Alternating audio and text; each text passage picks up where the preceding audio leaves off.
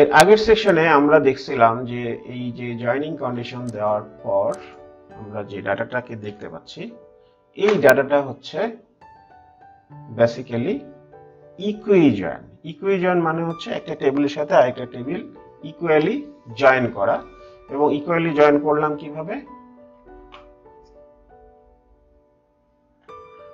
যে এমপ্লয়িজ আর ডিপার্টমেন্টস টেবিলের আমরা ইকুইজয়েন করলাম যখন এই condition department ID departments dot department ID.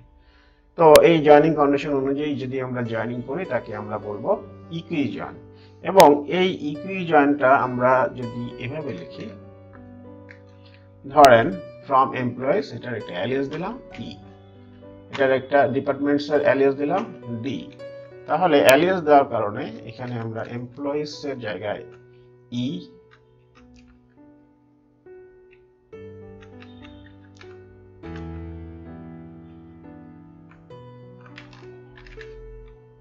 এখানে ই দিলাম, এখানে ডি দিলাম, এখানে ডি দিলাম। তাহলে আমরা ডিপার্টমেন্টস এর জায়গায় ডি, এমপ্লয়িজ এর জায়গায় ই। কন্ডিশনের মধ্যে হবে E dot department ID, D dot department ID. তো এখন আমরা এটাকে চালাই, সেম ডাটা দেখাচ্ছে। তো এখানে আমরা দেখলাম আসলে ইকুইজয়েন।